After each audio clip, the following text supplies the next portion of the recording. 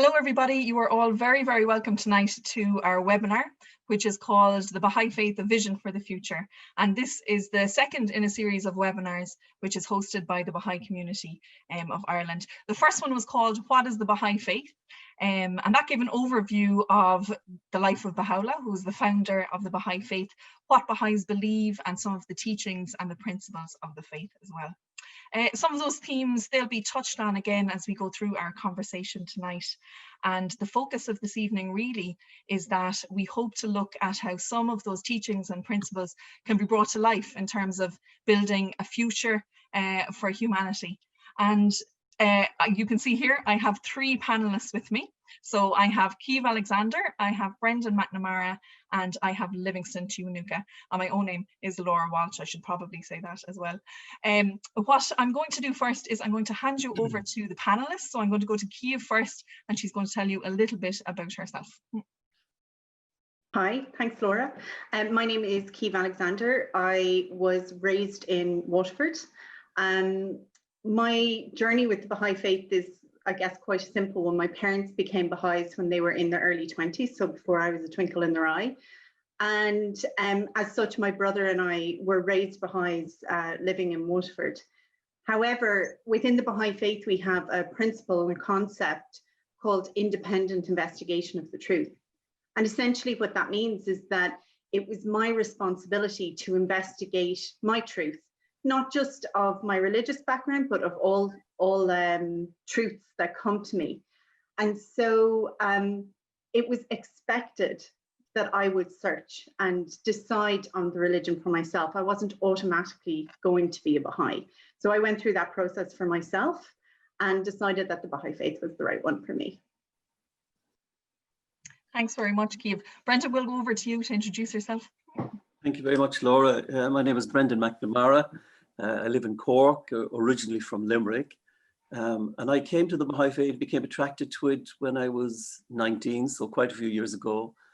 And I suppose in the terminology of the time, there was quite a bit of interest in ideas around world unity, world peace, and all those were very attractive to me at that time, and also the idea of an underlying common theme in all religions.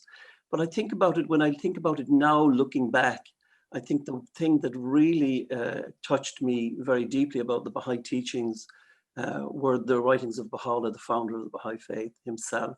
I think there was something there that, if you like, and I've been trying to put a word on this before tonight, I think there's something that I kind of recognized within myself that I already knew that I was responding to. And since then, all those years, I've been trying to find out more and learn more from those teachings, from those writings, which have such hope and optimism for the future of humanity. So now I live in Cork, and I have 2 grown-up sons, 3 lovely grandchildren. I run a small business with my wife, Noreen. And I have also a great interest in the history of religions. And the last number of years, I've become a teacher in the UCC in the study of religions and the history of religions. So that's about as much as you'd really need to know about me. Thanks, Brendan. And Livingston, we'll come to you. Thank you, Laura. My name is Livingston Tuanuka. I found Baha'i faith in the rural area of Uganda. I come originally from Uganda, but I've been living here for the last 17 years. I got married to a girl from Ireland. That's why I came here and living in Cork for the last 17 years. But my contact with the Baha'i faith, it was in the high school when some Baha'is traveled to this rural village. That goes to show how the Baha'i faith has spread all over the world, but in this rural, in the middle of nowhere, if you may call it. But what really caught me was the oneness of God and the oneness of religion, and that God is one and humanity is one. That really captured me very greatly. And this Baha'i really used the analogy which made sense to me. He said that religion is like a book, and within that there is chapters, and those chapters lead a story which progresses on. And when I connected it, it really made sense that God is one, the author of the book. And within that, there are chapters that are brought by different messengers. And this really captured my heart because I came from the Christianity background and I loved Christ so much. So when he explained this to me, it made sense. I loved even more Christ, and I thought, I'm not actually moving away from Christ. Actually, I love him more. And that really how I came across the Baha'i faith. And since then, it has been a wonderful journey of meeting all the Baha'is, even here in Ireland. I'm settled here in Cork, having children, married to a beautiful girl, and having 4 children. And yeah, I'm part of the Irish community. Thank you. Thanks very much, Livingston. As I said, my name is Laura Walsh, and I'm actually struck by kind of the similarities. Like Brendan, I was probably about 19 when I actually realised that I found out about what the faith was, because I was brought up in Waterford, like Kiev, and I used to see signs for the Bahá'í summer school all around the place in Waterford. It was held in Newtown School, and I used to think it was some kind of art college or something like that. And it wasn't until I came to Cork that I found out what it was. And I think I was probably a Baha'i a lot longer than I might have said out loud. So I read a quotation one day, which is that truthfulness is the foundation of all human virtue. And really, when I read that, I knew straight away that I was a Baha'i, but it was a long time before I actually, said it out loud and shared that with my family or with my friends. I'm struck as well about what Livingston is saying, really about about the oneness of humanity. And it was very interesting to me as well, having been raised a Catholic, about, for me, certainly it was moving towards Christ. I would have had a very strong faith already. And in fact, certainly, I think it brought me closer. So that now I live in Cork, and I have 2 children and live here with my husband, who brought these beautiful plants up for me. So I suppose that's the introduction to us, and really it is a conversation tonight. And I suppose to understand that we're not experts, or we're not spokespeople or anything like that, and really it's just a coming together in conversation to have a look at some of these themes, and to talk about this building of a vision of the future. And in preparation for this evening, one of the things that kept coming up when we were discussing it was the state of the world today. And of course, this is probably something that a lot of you are familiar with. People are concerned, people are worried. We see it in the media, we see it in a lot of conversations that we have with our own friends and colleagues. So Kiev is going to sum up for us some of the things that we were discussing in relation to what the state of the world is today. Thanks, Laura. You're spot on. I think we'd be absolutely forgiven when we're looking at the state of the world today to be despairing, to think that the world is falling apart, that things are terrible. We look at, for example, education, and in many parts of the world, people don't have access to any form of physical education, or to any form of education, even just physical, how to take care of themselves, how to feed themselves properly. Never mind the material, emotional, and spiritual education that we all think of as so important. They don't have access to school. Then we look at the division between the rich and the poor. 8 people in the world own more wealth than 50% of the population of the world. That is huge when you think about the reality of what that division is. And then, of course, we look at companies and people who have billions coming in every year. But surprisingly, the average annual family income is $10,000 US. And I think most people would be really surprised, especially in somewhere like Ireland, to realize that we are counted in that average. And the average is $10,000. That's how poor some people are. And then, we look around us and we see that there is a rise in partisanship, a rise in the polarization of ideologies, political, health, moral, even in the areas of human rights. There's such a polarization around what is human, what is our human right. And you might look at that division and hatred that are in families, in groups of friends that have ended over things like this, in communities. And you might think, why are we not talking to each other? Why are we not communicating, truly communicating with each other? But there's also hope in the world. And that's the great thing, that we can look, for example, and say, look at the rise of women studying STEM subjects around the world. If we look in the business world, we can see that women and minorities as CEOs of major corporations, it's growing as entrepreneurs. The level of females and minorities that we have in those areas really growing and diversifying what we have out there. And then, of course, Laura, you and I have spoken about this a number of times. There's such cause for hope when we look at the oneness of humanity. We can see that even if we look around for the pandemic, we've all seen that in our local communities and neighborhoods, there's this coming together. But we can also see it on a global scale with global issues. There's a real kind of sense of oneness in humanity. Thanks, Kiev. What you're mentioning there, I think, is the polarization and the lack of nuance really that we have in debate and when we're talking. You know, it's kind of sides are one extreme or they're the other extreme really. And I think, you know, it really needs to come back to what are our commonalities, you know, how can we treat each other in a way that we know we should, really, I think. And that is about oneness of humanity, you know, and that as an idea in itself, Brendan, then, you know, you were going to look at that a little bit more closely. Yeah, it follows very well, I think, indeed, to examine this very pivotal teaching of the Baha'i faith. It really is a central theme, foundational element in the teachings of Baha'u'llah,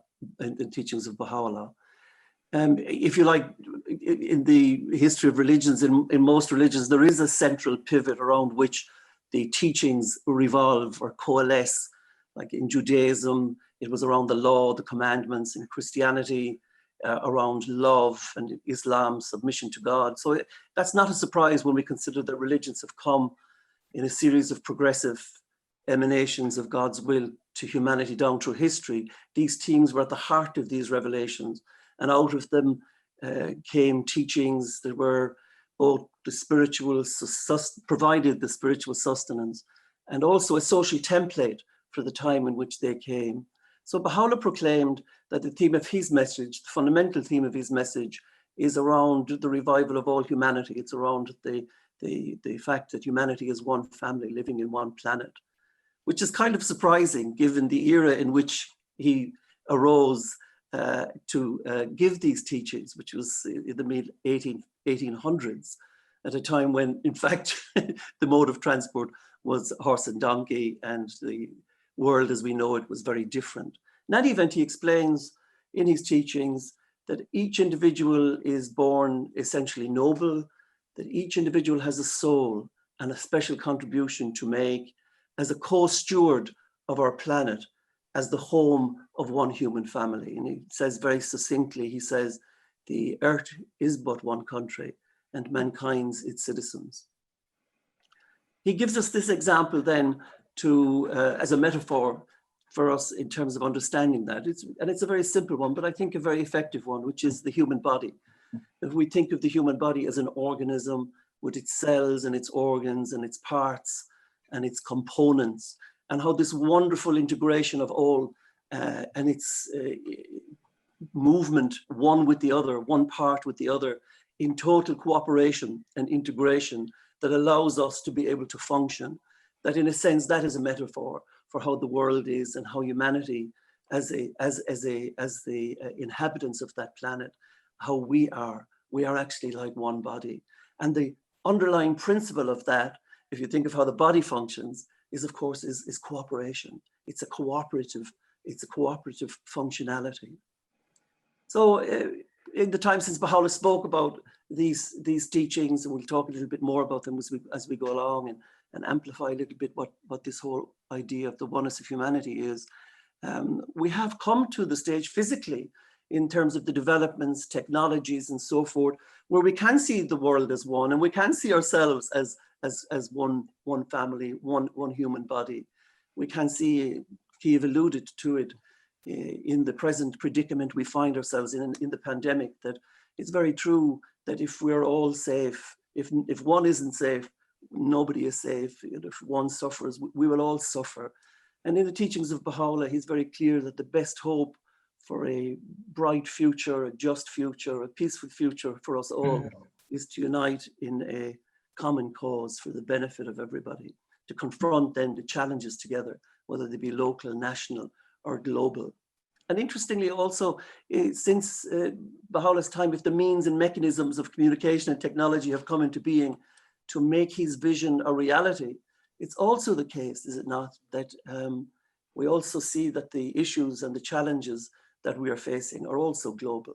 They're also, we see them in those terms, that we're dealing with environment issues, poverty issues, inequalities of all types, corruption, they all affect societies on a global way. And I was thinking in terms of the way we even see the global pandemic, it is a reality. We see it as one thing that's affecting all of the world. And Baha'u'llah says, with respect to these challenges and these issues, that our strength is our unity. And recognition of this principle is the foundation for building a just society and a civilization for all of us on this planet of ours. Just finally, Laura, there is so many other aspects to this unity, how it moves out from this, that it's not just a guiding principle, but becomes a tool that we can use to focus, or a lens through which we can look at all the various issues, challenges, good and bad, that we face in the world, and we can see them through this lens. And just important to say that the unity we're talking about, of course, is a unity in diversity. God forbid we would all be the same and that everybody would be the same, but that we are all individuals. We're unique individually in societies, in nations, and we all have something particular to offer. Again, using the metaphor of the flowers in the garden, it's their difference of hue and color that gives the garden its beauty, and that each individual and each society has a particular and unique contribution to make. Thanks, Bryn. As I'm listening to you there, going back to something that you said earlier, which is, how is each soul enabled to make their contribution to society? And obviously we know ourselves that that's very unequal at the moment. Not everybody is enabled in the same way. And thinking then as well of our own either conscious or unconscious biases that we have with all of the different people that we interact with. I know that one of the things, in terms of having unity and diversity, that is huge, really, is to have that elimination of prejudice. And how do we go about that? And how, prejudice coming from the prejudging of people. So, I mean, some of the ideas that we are talking about might seem very far out of our grasp, but I know Livingston is going to talk a little bit about actually how we can take very practical steps towards the elimination of prejudice and towards unity and diversity. Yeah, that's a good word there you used there about prejudice. It comes from prejudging. We always, in our daily lives, we prejudge people, we prejudge ideas, we prejudge communities. In all our lives, whether intended or not, we carry our prejudices. And that is really sometimes is the lack of education that comes within that, because we've already formed our mind about somebody without any knowledge about them or information about them. We just prejudge that. And that really comes in with unity as well. You just think, oh my God, who is this? How am I supposed to work with this person?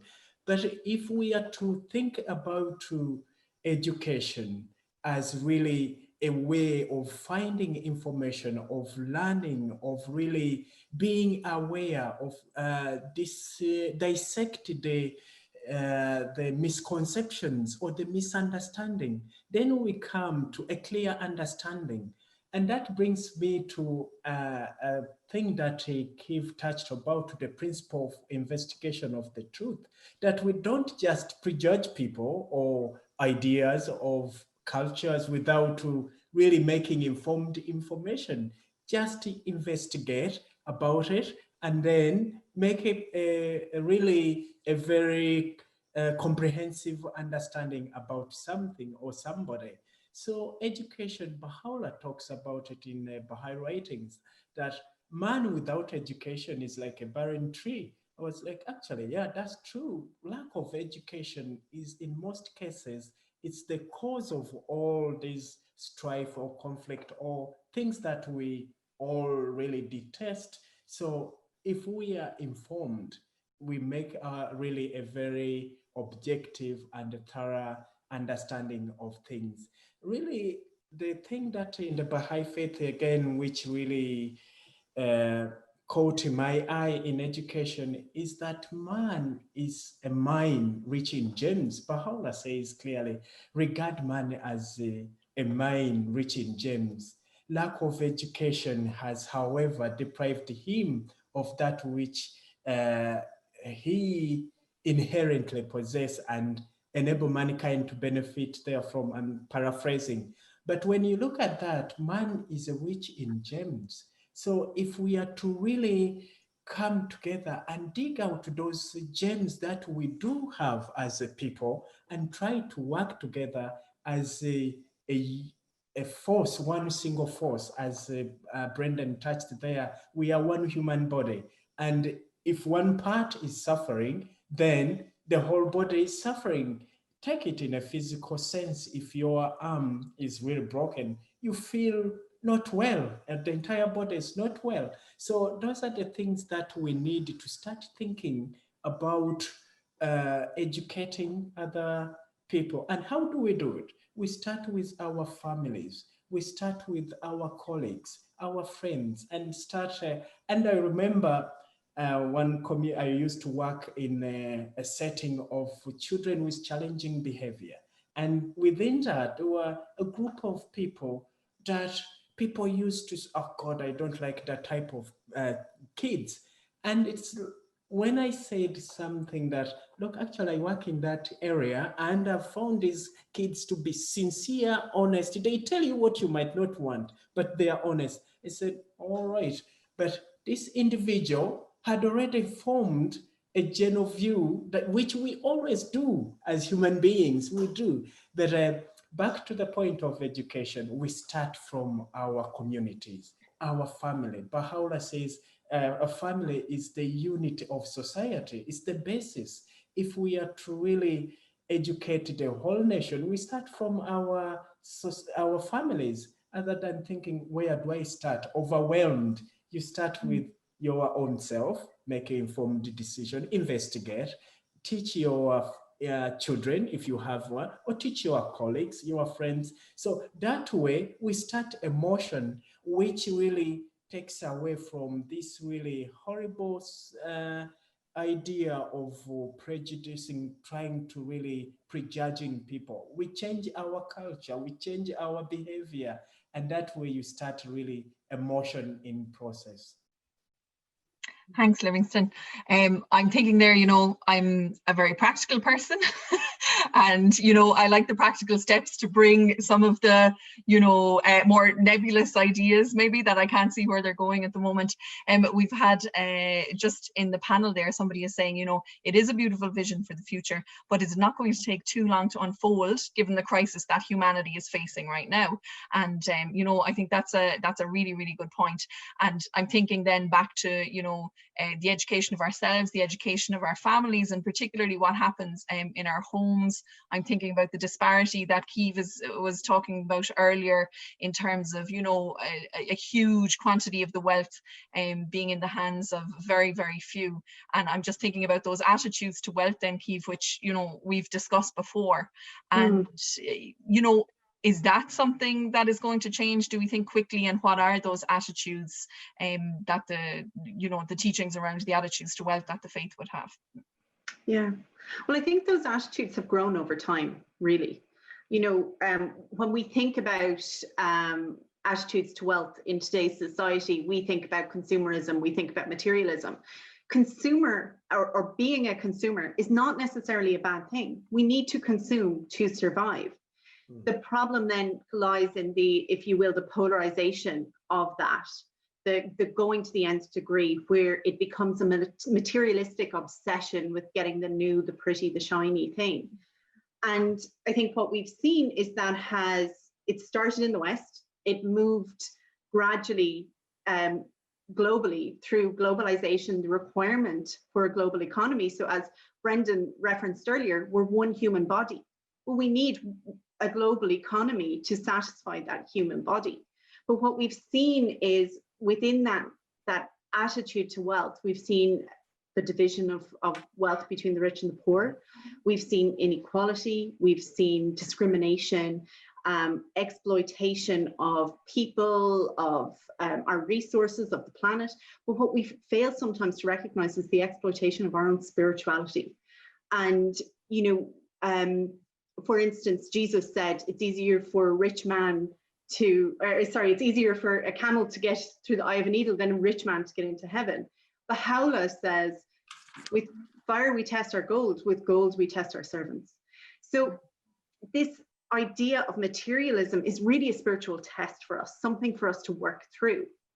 But we can do it. We really can do it, and we're already doing it. And I think, what people don't realize about economics is that it actually started out in the field of philosophy. So it's something that is deeply concerned with morals, with ethics. When you said that quote earlier of truthfulness is the foundation of all human virtues, to me, that was just the pinnacle of how we can bring forward an economy that works for everybody.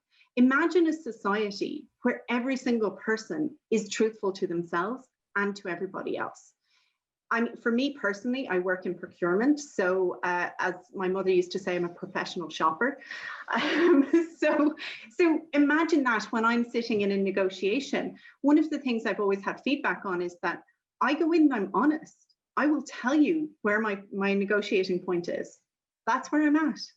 And it's refreshing for most people because they don't always get that in other areas of society. And I think it's really important that we remember that, When we look at the field of philosophy, right, we've got various different philosophical thinkers who have said, who was it? Thomas Aquinas said that it's a moral duty for a business to charge a fair price, right? That's down to truthfulness. How much did this glass cost me? Am I going to sell it to you for 100% profit, or am I just going to cover what I need and get a basic profit? Even if we look at science, Maslow's hierarchy of needs, which some people may know, is one of the first things I studied in university. Maslow's hierarchy of needs tells us what our needs are. We have physical needs that have to be met. We need a house. We need somewhere clean to live, somewhere safe and secure. We need food in our belly and clothes on our back. But then after a certain point, we don't need money and physical things anymore. We need belonging. We need a sense of community, a sense of a purpose in life. And again, this truthfulness comes through. Are we being honest with ourselves about that, And I think one of the things, again, I suppose all of you have actually alluded to this, I loved Livingston's kind of concept of a book with chapters in it. So throughout the religious history of our society, each of the religious leaders have come to us and said, things are not going to make you happy. This is not what is going to sustain you. You need to be sustained spiritually.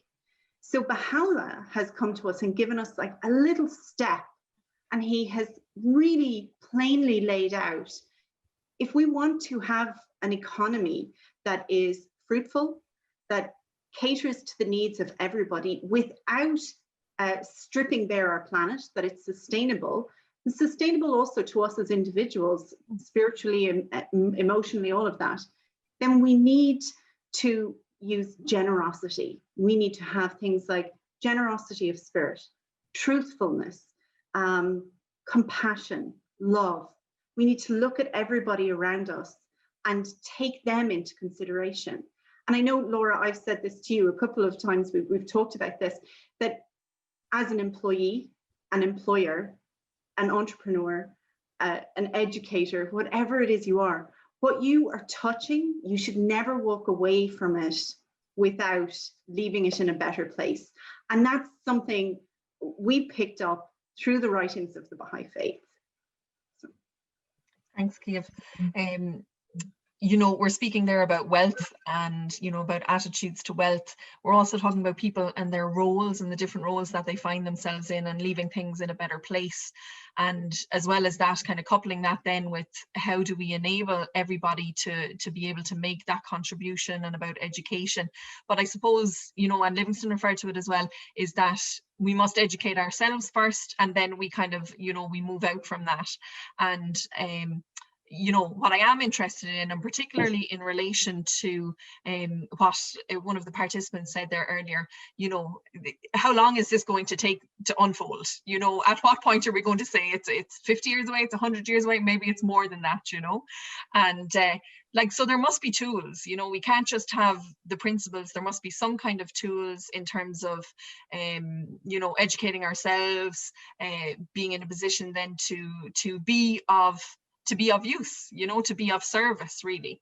And you know, of course there are tools, and we know what some of them are, and some of them we're probably better at than others, and some of us are all on a journey in terms of how efficient we might be with those tools, shall we say.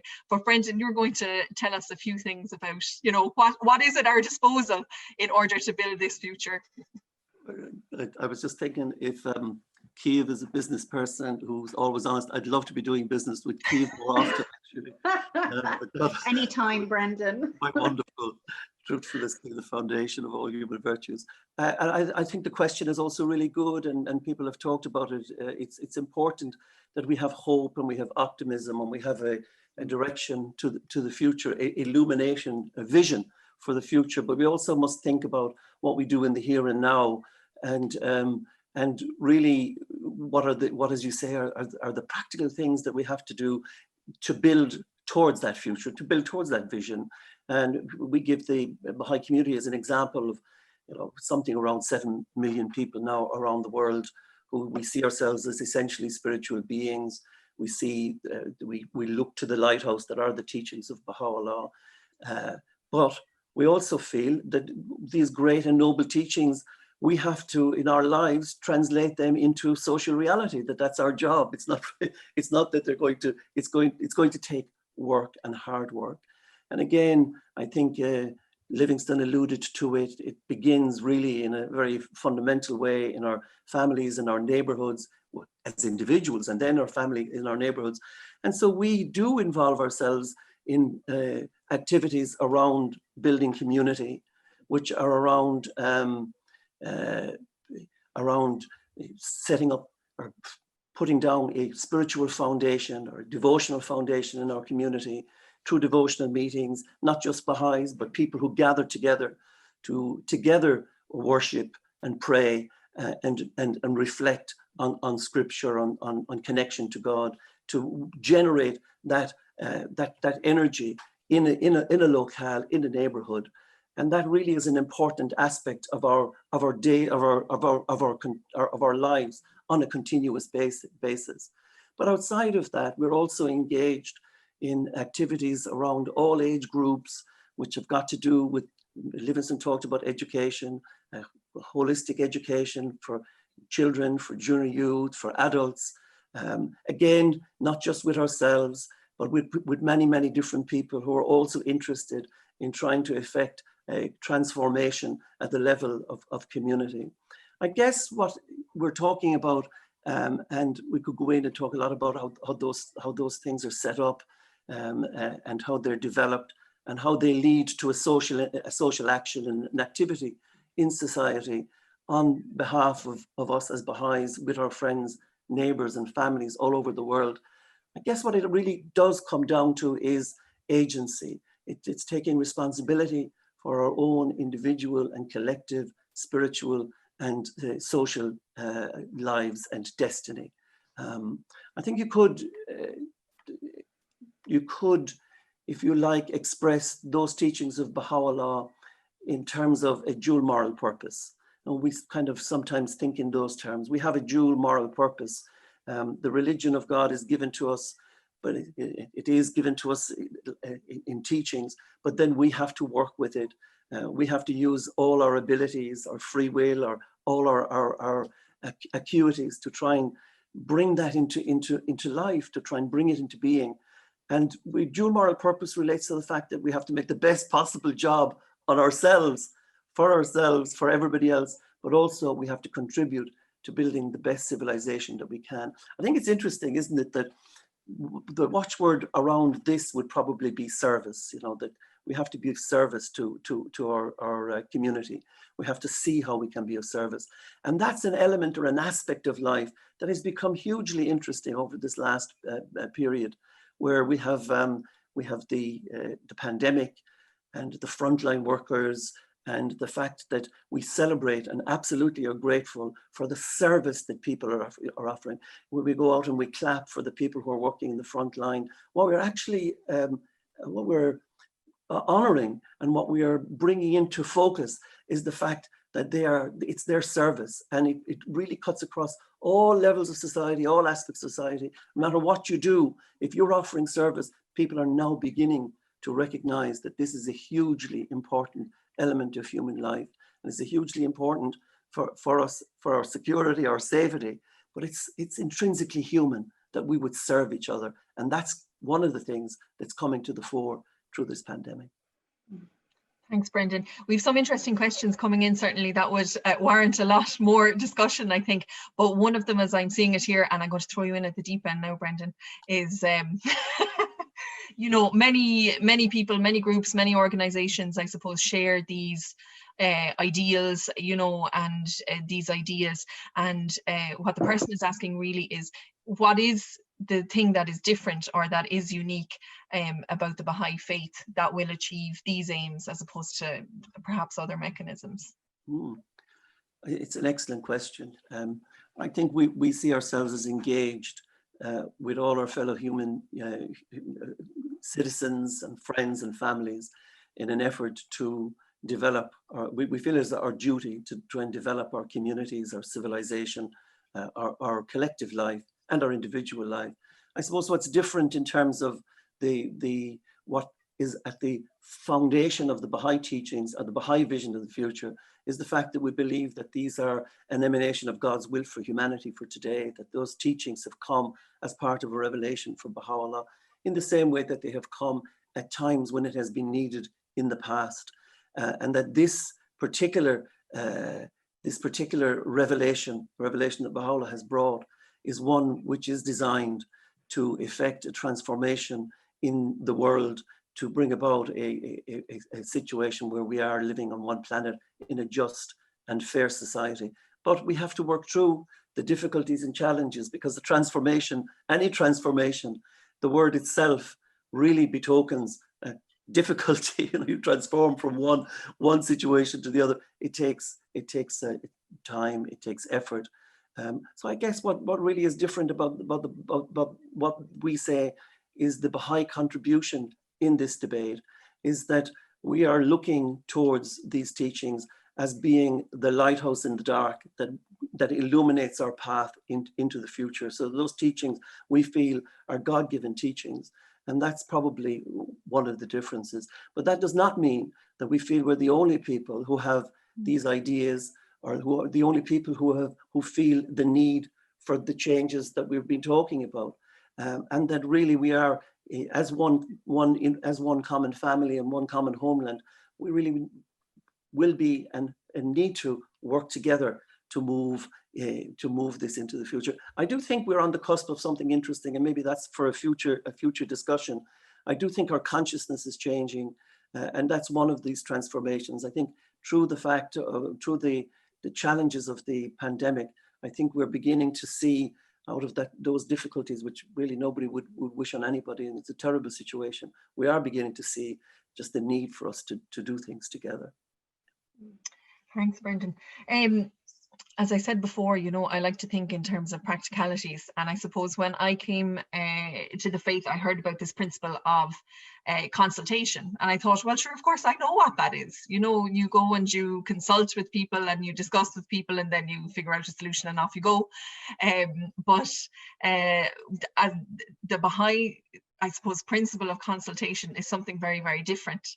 And as you're speaking there about how we work with other people, how we collaborate, how we build community, how we invite all people to come, you know, and be part of that work and to join their work as well. Really, it strikes me that this principle of consultation becomes more and more important. You know, how do we work together? How do we come up with solutions, you know, and very practical solutions in a lot of cases. But I suppose my understanding of consultation initially, as I said, was kind of about discussion and, you know, informing people of different points of information. That was kind of the extent of it.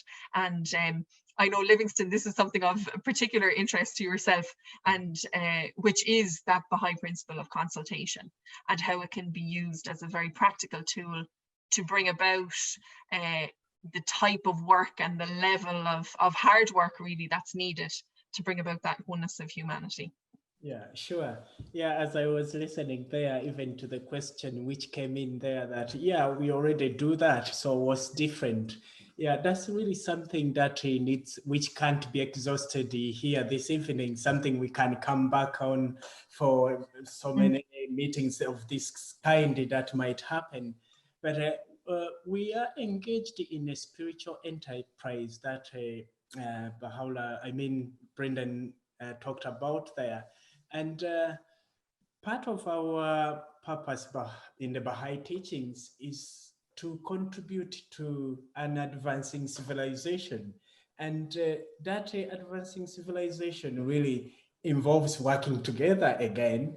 And in the Lord's Prayer, I came from the Christian background, and we say, "Oh, our Father who art in heaven, hallowed be thy name. Let thy kingdom come, then be done on earth as it is in heaven."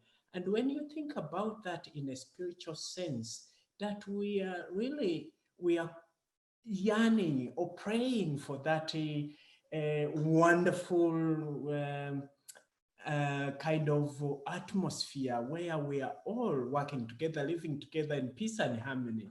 And one of the tools that Baha'u'llah has given us in the Baha'i teachings is that of consultation.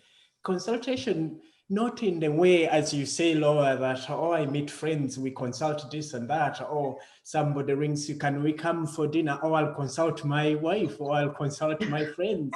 But it is a spiritual way which comes with the qualities and attitudes and changes the entire meaning of consultation. In the Baha'i teachings, consultation, it's mentioned that it transmutes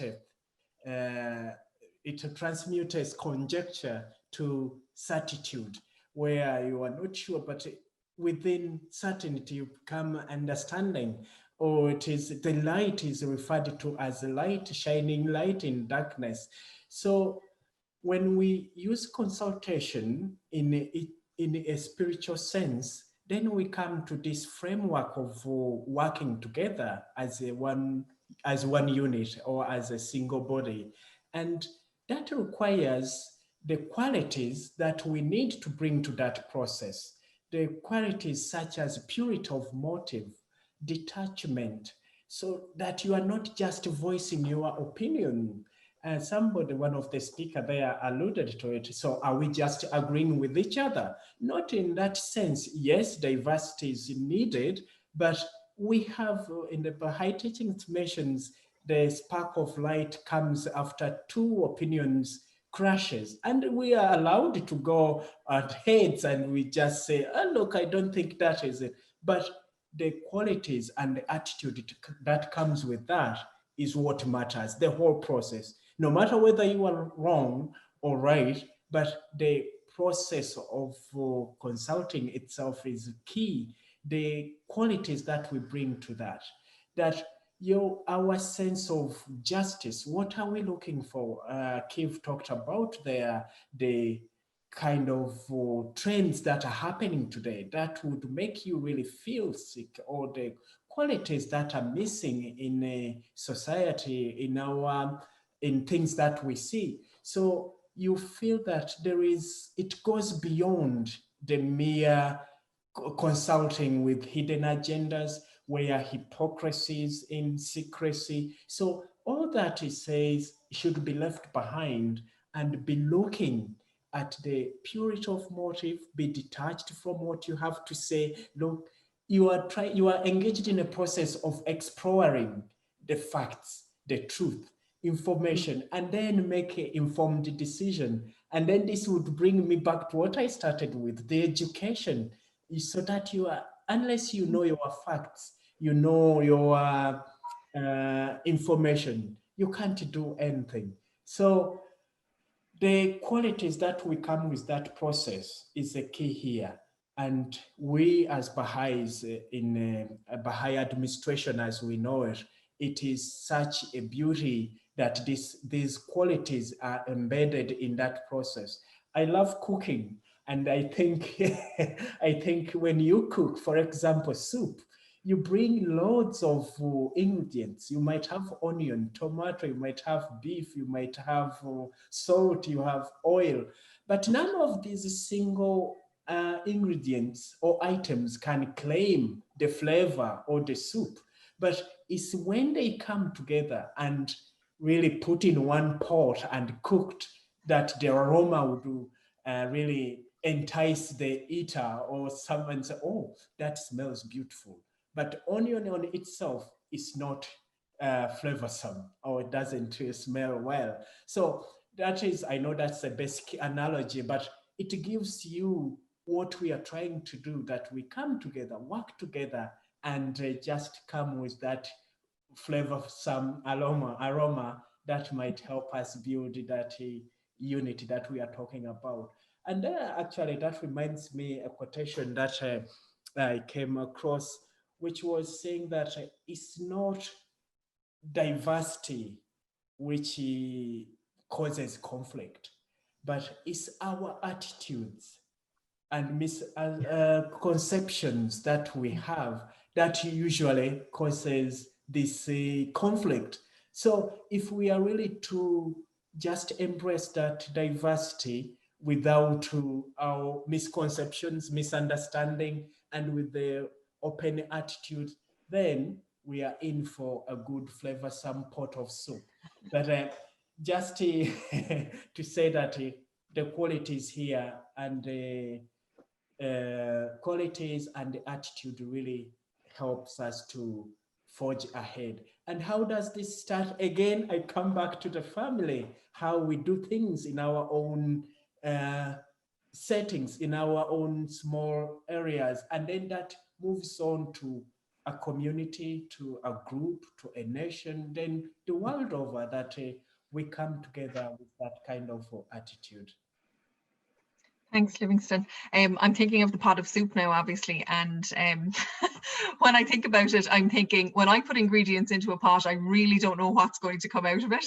And I was thinking, that's, you know, from my own understanding, that's how consultation should be. That when we all just put our ideas out there and are very detached from them, we don't actually know what course of action will arise from that, you know, even though we might have had very fixed ideas about what the decision was going to be when we went in, you know. And I think that has to do with you know, being able to see each other in a spiritual light as well, having that willingness to be detached from our ideas, and that the course of action will appear, you know, in some way, and it might not be what you thought it would be in the beginning. And then that comes to that part about unity as well, because like if a decision is made, let's say, you know, it's a group of 5 or 6 people who are together. If a decision is made, then, you know, everybody must commit to that decision. It's been put forward with a purity of motive, and then we're committed to acting upon that decision. So then if it turns out to be the wrong decision, we'll at least know that it was the wrong decision, and not because we had 2 or 3 of the 5 or 6 people who kind of thought, well, they didn't go with my idea, so I'm not really going to do the thing that I meant to do to make it a reality, you know. And I think once I kind of realized this, you know, there is no harm in making the wrong decision, because if everybody, you know, has committed and there is a certain unity, you know, there is unity behind that, then very quickly it will become apparent that it was the wrong decision, and for the right reasons it was the wrong decision, you know. So I think this always strikes me as well. We never know what we're going to end up with when we put all the ingredients together, you know. And certainly I think there's probably a whole other webinar in terms of the spiritual qualities that are needed, and that we also need to see in other people in order for consultation to truly work. You know, throughout this session this evening, people will have been hearing the name of Baha'u'llah, and if they're joining us for the second webinar, then they might know a bit more about that after the first one, which was about the faith itself.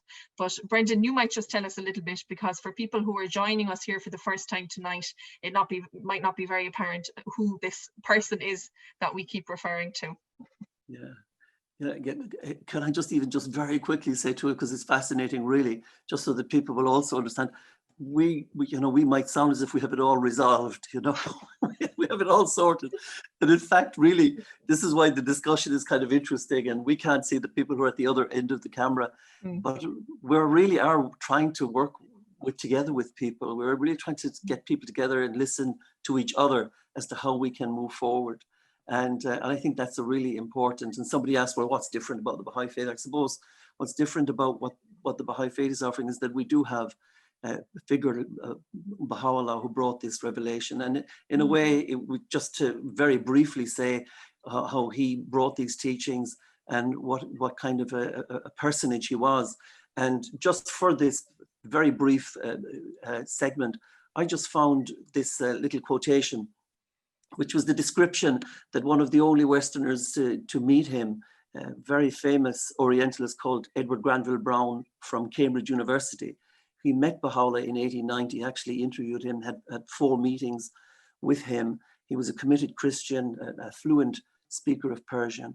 And he left this beautiful description of his interaction with Baha'u'llah, which also relates to these teachings about the oneness of humanity and those aspects of them that we've been spoken about. So maybe just in terms of introducing a little bit about Baha'u'llah towards the end of this, maybe if I just read that quotation, just these few lines that he left in his beautiful prose. He says, "The face on whom I gazed, I can never forget, though I cannot describe it. Those piercing eyes seem to read one's very soul. Power and authority set on that ample brow.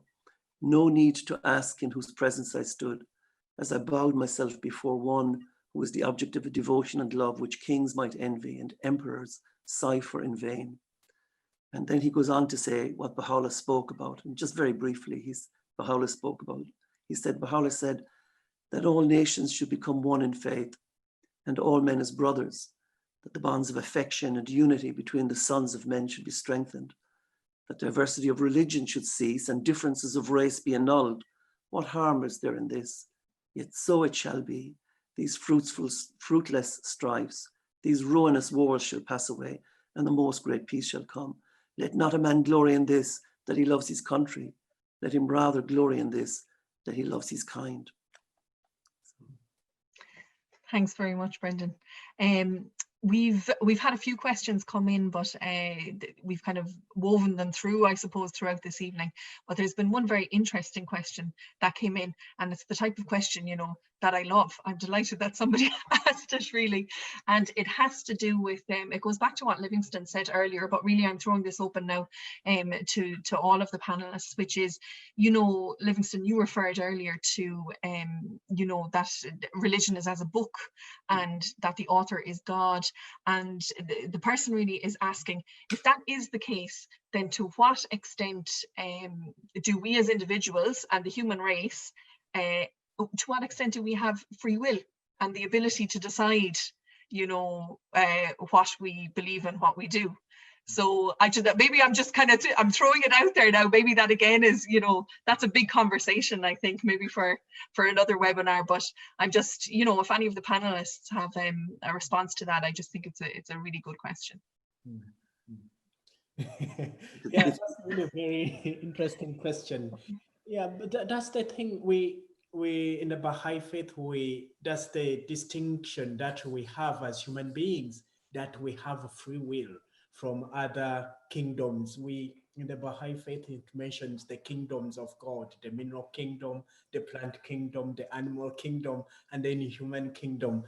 And all other kingdoms, they don't have that faculty of free will or that power to decide what they do.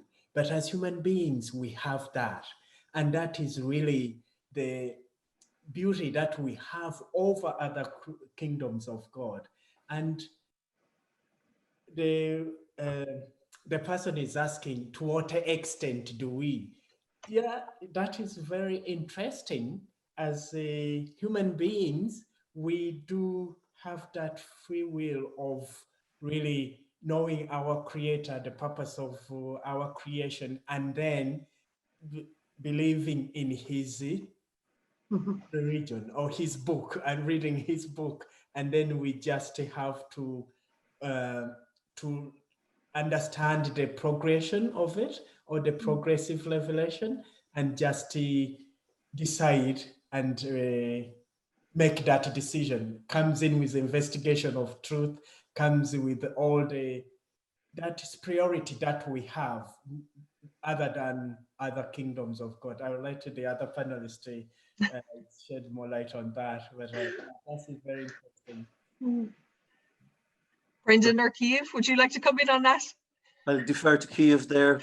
Oh, thanks, Brendan. You're great.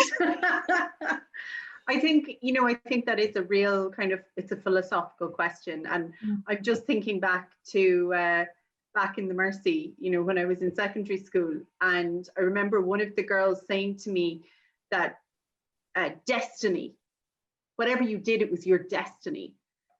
And I remember looking at her like she was crazy and like, what do you mean destiny? What is this thing? Because of course I had been raised as a Baha'i.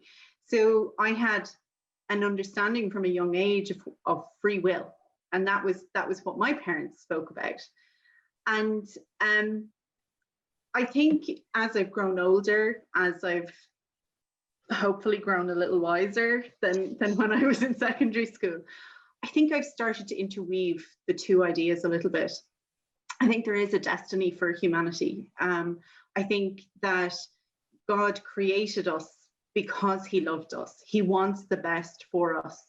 And that this idea, the Lord's Prayer, I grew up saying the Lord's Prayer as well because I went to Catholic schools. And so this idea of having heaven on earth, for me, this is not a hope or a what if, this is a fact. We just haven't reached it yet.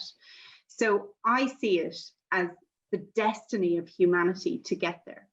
How we get there is our free will. Do we get there kicking and screaming?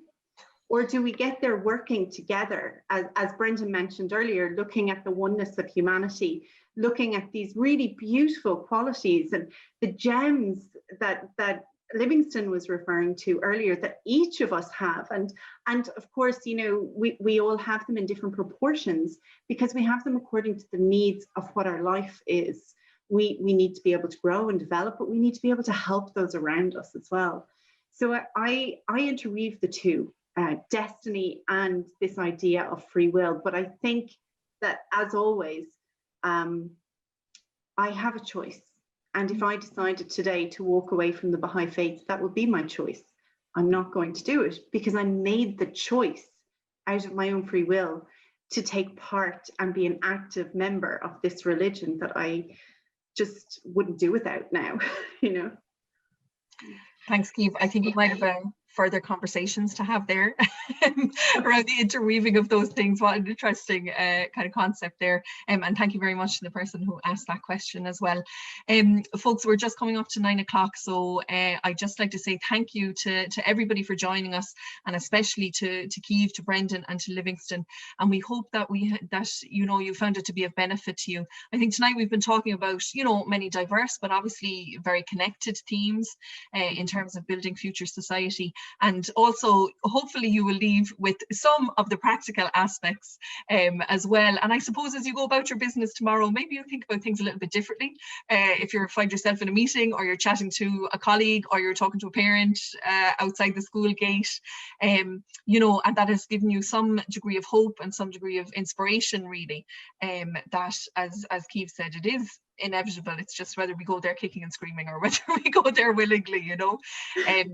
So I'd just like to say thank you. There's a screen coming up now which will provide you with more information if you do want to have a look and investigate yourselves, as you know, the independent investigation of truth. You can see the websites there, and the email address and a contact number as well. So I just like to say thank you to everybody who's tuned in, and especially to our panelists. Thank you so much to everybody. Thank you. Good night. Thank you, Laura. Thank you. Thank you.